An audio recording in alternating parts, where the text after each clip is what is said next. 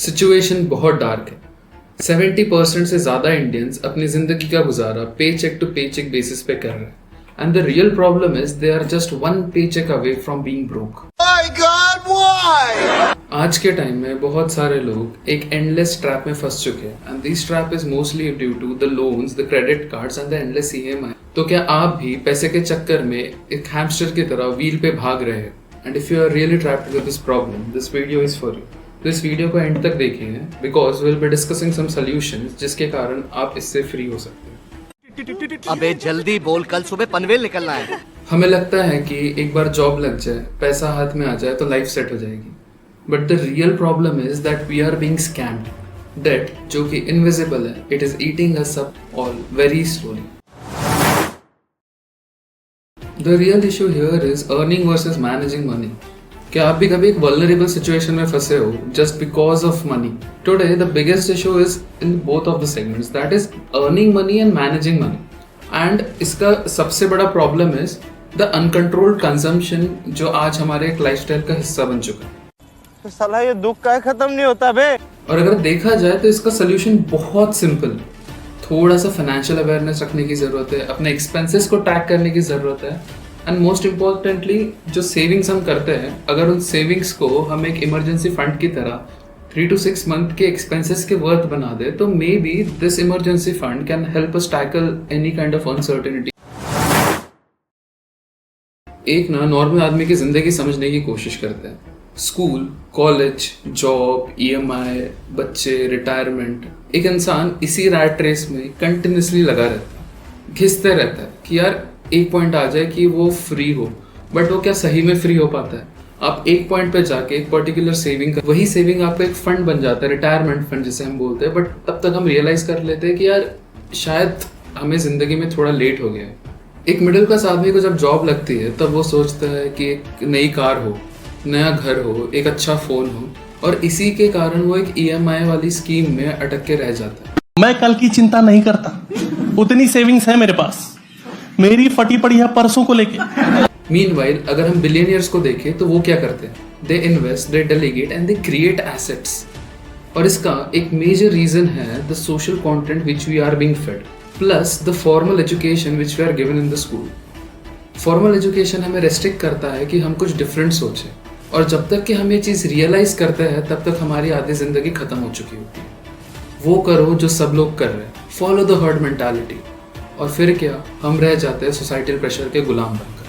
So if we see the formal education actually traps us, और जब तक हम ये रियलाइज करते हैं हमारी आधी जिंदगी जा चुकी होती है।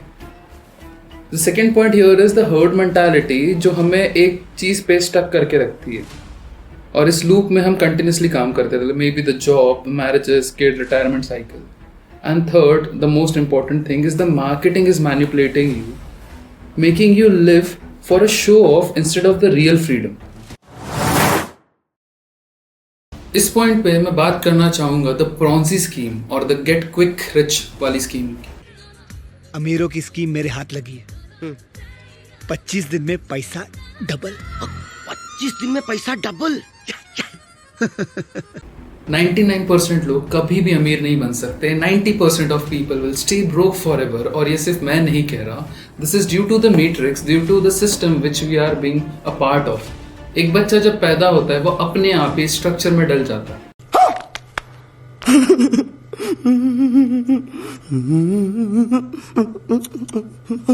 स्कूल्स की बात करें तो स्कूल्स हमें पाइथागोरस थ्योरम बताते हैं, बट हमें कभी भी SIP क्या होती है या पैसा इन्वेस्ट कैसे किया जाए इस पे कोई बात नहीं होती। Let's talk about the history of education for a minute. So apparently जो हमारा एजुकेशन सिस्टम है वो पर्शियंस ने डिजाइन किया था just because they were not able to control the strongest army in the world and to make them obedient. And Britishers ने इसे adopt करके एक ग्लोबल स्टैंडर्ड बना दिया है। स्कूल्स में अभी भी फोटोसिंथेसिस पढ़ा रहे हैं, which is good thing, but एक चैप्टर होना चाहिए टैक्स सेविंग पे भी, टैक्स फाइलिंग पे भी। बट गवर्नमेंट को ये चीज़ बहुत अच्छे से पता है कि अगर हमने financial literacy middle class people को दे दी तो बड़ी बैंक्स और कंपनीज का धंधा कैसे चलेगा? रोज आते हैं इस उम्मीद पे आज जीतेंगे, कल जीतेंगे, परसों जीतेंगे, रोज हारते हैं। So here's a reality check. Schools teaches us how to work hard, slog harder and get a job. Whereas the middle class teaches us to get a job, work harder and take more loans. And what about the rich people? Work smart and build assets.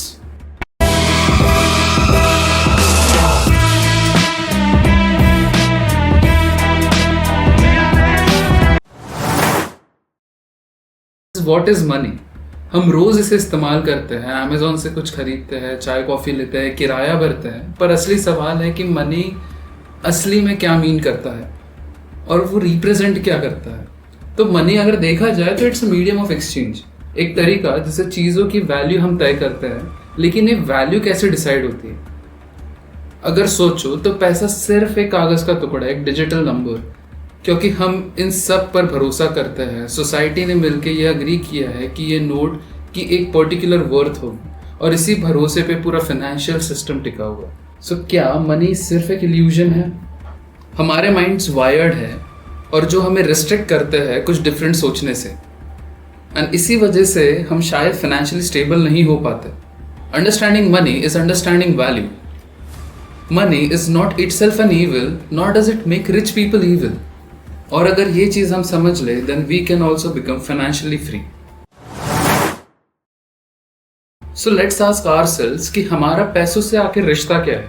Income versus expense is equal to income versus consumption. Money comes in value and value comes from the labour और the job. आपके life में इस expression में कौन सी चीज unbalanced है, ये समझना बहुत जरूरी है। सो अगर आज के डेट में आप 50,000 रुपए की सैलरी कमा रहे हो तो आपका रियल बॉस इज इन्फ्लेशन, जो कि बिना आपको नोटिस दिए आपकी सैलरी काट रहा है। चीटिंग करता है तू, चीटिंग करता है तू। सो हमें हमसे पूछना चाहिए, क्या किसी ने हमें बिना ज्यादा मेहनत किए पैसे कमाने का तरीका बताया है? So the real problem here is not the people who love their job और जो 9 to 5 की जॉब कर रहे हैं, but the people who are just one paycheque away from being broke. Because societal pressure हमें कंपेल करती है कि हम अननेसेसरीली स्पेंड करें। So the ultimate definition of rat race from my perspective is not the people who are working from 9 to 5, but वो लोग जो material positions के पीछे भागते रहते हैं और अपनी असली लाइफ जीना भूल जाते हैं। So if you ask me how to make more money, I will say let's focus on the equation which I gave you earlier. So income and consumption की अगर हम बात करें तो कंजम्पशन साइड पे हमें तो पहले अननेसेसरीली स्पेंड्स को रिड्यूस करने की बहुत ज़रूरत है सोसाइटल प्रेशर में आके, क्योंकि जस्ट मेरा नेबर कुछ और खरीद रहा है, मेरे पास भी वो चीज़ होनी चाहिए। हमें उसके पीछे ना भाग के what is actually essential for us, हमें उस पर फोकस करना चाहिए। And if I talk about the income side, we need to create multiple sources of income. तो इनकम को अगर हम तोड़े तो I can say income is equal to production into scale या फिर production into scope। By production into scale I mean कि आप जो कर रहे हो उसको scale up करो, आप उसी से ज़्यादा पैसा निकालने की कोशिश करो। या फिर the second thing, production into scope में I'm trying to say कि आप अलग अलग multiple sources बनाओ। So may it be side hustle, may it be some kind of investing and all। इससे आपके पास और पैसा आएगा और आप मोर फाइनेंशियली स्टेबल हो पाओगे। But apparently the system doesn't want you to break free, but actually you can. So यहाँ पे मैं 3 टिप्स की बात करना चाहूँगा। The very first thing is start investing. आजकल हम 100 रुपीज से भी इन्वेस्ट करना शुरू कर सकते हैं। Second is to learn high income and relevant skills like coding, sales, marketing, जो भी आपके लिए पैसा बना सकता है। The third thing is stop buying liabilities. iPhone 16 EMI पे लेने से अच्छा है कि आप पैसा ग्रो करो। And the fourth thing is build multiple sources of income. Side hustle is equal to future freedom. और इन सबसे भी ज़्यादा ज़रूरी चीज़ है that is getting financial awareness. Do budgeting and create an emergency fund which can help you to navigate any difficult situation in your life. Robert Kiyosaki ने सही कहा है that financial freedom is available to those who learn about it and work for it. तो मैंने decide किया है इस rat race से फ्री होने का, and I choose freedom. आप क्या सोचते हो मुझे प्लीज कमेंट में बताइए। और अगर आपको ये वीडियो पसंद आए तो please like, share and subscribe, and I will see you in the next one.